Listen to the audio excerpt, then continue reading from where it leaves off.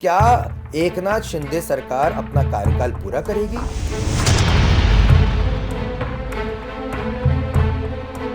शरद पवार जी ने ये भविष्यवाणी की, ऐलान किया, दावा किया कि ये जो सरकार है भाजपा और शिंदे गुट की, वो 6 महीने से ज़्यादा नहीं चल पाएगी।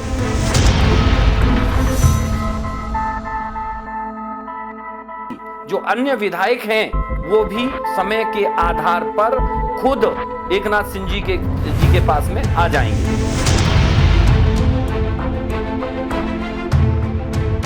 देखिए, उद्धव ठाकरे जी के साथ वाली शिवसेना है, उसका कब्जा है। तो ये जो परिवर्तन हुआ है, सरकार का परिवर्तन हुआ है, उसका इन चुनावों में क्या कुछ असर देखने को मिल सकता है और उद्धव ठाकरे क्या वापसी कर पाएंगे?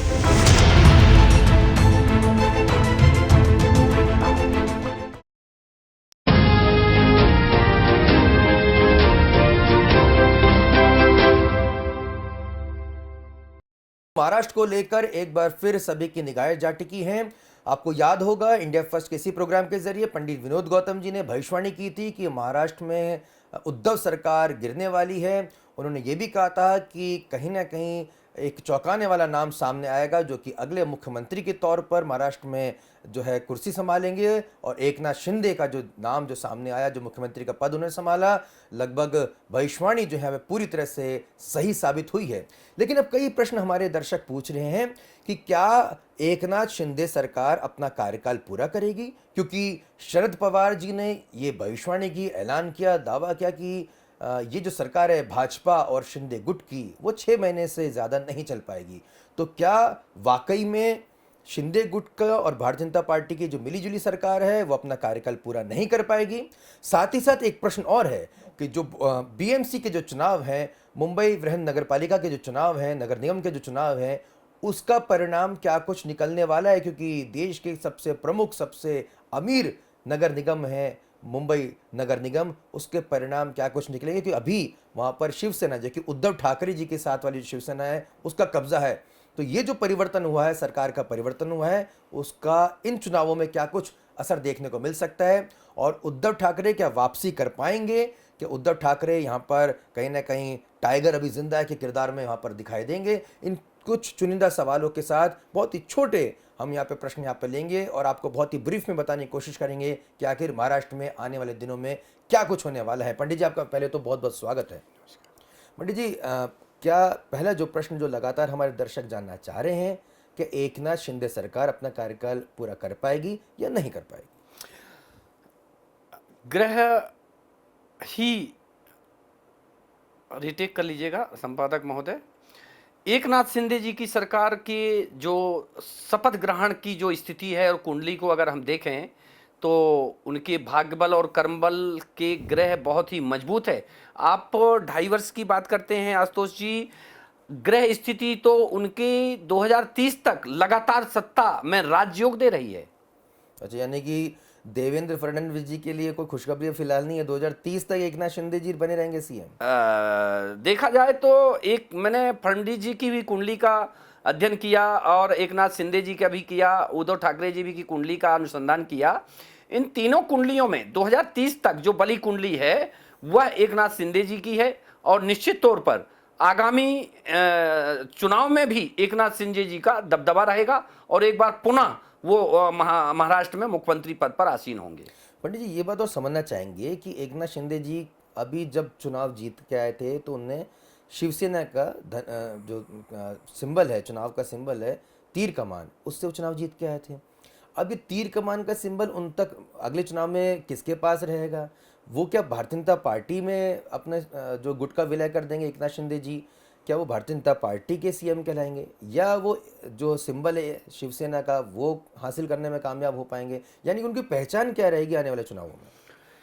बहुत अच्छा प्रश्न है आशुतोष जी। स्पष्ट करना चाहूँगा कि एकनाथ शिंदे जी जो तीर कमान है शिवसेना का वो हासिल कर लेंगे, साथ ही जो अन्य विधायक हैं वो भी समय के आधार पर खुद एकनाथ सिंह जी के पास में आ जाएंगे।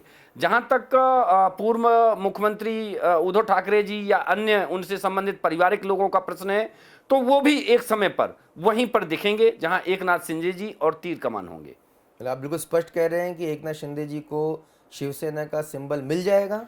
जी हाँ, निश्चित तौर पर तीर कमान एकनाथ शिंदे जी के अंडर में होगा। उनको निश्चित तौर पर वो चुनाव चिन्ह मिलेगा और भविष्य में देखा जाए तो उनके कद में भी और प्रभाव में भी और उनकी जो राजनीतिक क्षमता है उसमें भारी वृद्धि होने वाली है। यानी कि शिंदे ही शिवसेना रहेगी आगे से।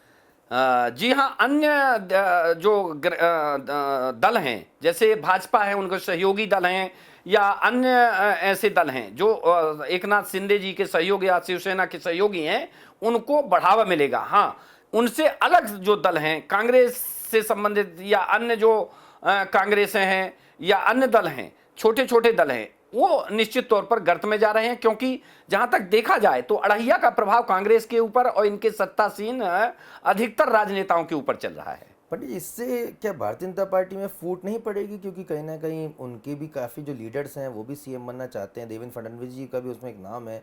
तो भारतीय जनता पार्टी के कार्यकर्ता क्या उनमें आपस में मतभेद नहीं होंगे?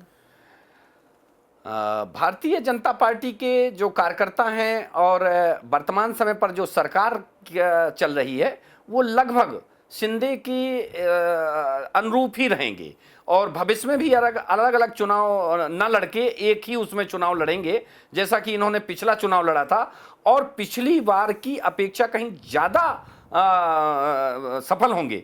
और जब ज़्यादा सफलता मिलेगी तो कहीं कोई उसकी स्थिति नहीं बनेगी और पद में निश्चित तौर पर बंटवारे हो जाएंगे और सत्ता में का जो केंद्रीकरण है वो फिर भी एकनाथ शिंदे जी के वो केंद्रित रहेगा। एकनाथ शिंदे जी के लिए आने वाला समय बहुत ही बेहतर है, पंडित जी भविष्यवाणी कर रहे हैं। पंडित जी, बीएमसी के चुनाव होने वाले हैं और शिवसेना जो उद्धव ठाकरे जी की गुट की मैं बात कर रहा हूँ, उसका बीएमसी पे कब्जा रहा है, अच्छा उनका प्रभाव रहा है। आने वाले दिनों में जो चुनाव होंगे जिस पे सबकी निगाहें हैं, किस तरह के आप परिणाम देख रहे हैं? आपकी भविष्यवाणी क्या कहती है? बीएमसी मुंबई देखिए पश्चिमी स्थित भारत के प्रदेशों में स्थित है और तटीय क्षेत्र है, तो वहाँ पर जो चंद्रबल ज़्यादा है क्योंकि समुद्र तटीय क्षेत्रों में चंद्रबल अधिक होता है। तो ऐसे में जो वर्तमान अगर ग्रह योग या भाग्यबल की स्थिति देखें मुंबई की, तो वहाँ की नगर पालिका में निश्चित तौर पर जो अभी वर्तमान समय पर एकनाथ शिंदे जी की जो तीर कमान वाली शिवसेना है वो वहाँ पर काबिज होगी और अभी जो शिवसेना काबिज है और उससे भी कहीं ज़्यादा सफलता के साथ में वहाँ पर विशेष तौर पर अच्छे परिणाम लेकर की भी आएगी। तो आगामी चुनाव और उसके और आगामी चुनाव में भी लगभग ये हिंदूवादी पार्टियां ही वहाँ पर एक विशेष तौर पर छत्र छाया में अपना मुंबई को रखेंगी और विशेष तौर पर वहाँ पर जो कार्य करेंगी वो प्रभावी ढंग से सिर्फ जो हिंदुत्ववादी राष्ट्रीय पार्टियां हैं वो ही वहाँ पर काम कर पाएंगी। यानी कि पंडित जी ने पूरी तरह से साफ कर दिया है कि अगर शिवसेना की बात करें तो अब एकनाथ शिंदे की ही जो गुट है वही शिवसेना होगी, उन्हें तीर कमान का जो सिंबल है वो हासिल करने में कामयाबी मिलेगी। यही नहीं, बीएमसी के चुनाव में भी एकनाथ शिंदे जी की जो शिवसेना है वो यहाँ पर बहुत ही बेहतर प्रदर्शन करने जा रही है। और पंडित जी का तो यहाँ तक भविष्यवाणी है कि एकनाथ शिंदे जी का सिर्फ यही कार्यकाल नहीं, साल 2030 तक वहाँ उनके लिए राजयोग की यहाँ पे भविष्यवाणी कर रहे हैं। और अब जो हिंदुत्ववादी जो पार्टी हैं जिसमें बीजेपी और शिवसेना है वो मिलजुल कर ही आने वाले दिनों में चुनाव लड़ेंगी और कहीं ना कहीं महाराष्ट्र में भगवा का दबदबा देखने को मिलेगा। आपको ये वीडियो कैसा लगा आप हमें कमेंट करके ज़रूर बताइएगा। आप और कुछ क्या जानना चाहते हैं आप हमें बता सकते हैं। पंडित जी का भी जो फ़ोन नंबर है लगातार हम स्क्रीन पर दिखा ही रहे हैं। अगर आपको ये वीडियो पसंद है इसको ज़्यादा से ज़्यादा शेयर कीजिए और अभी तक अगर आपने इंडिया फर्स्ट को सब्सक्राइब नहीं किया है तो प्लीज़ ज़रूर कर लें।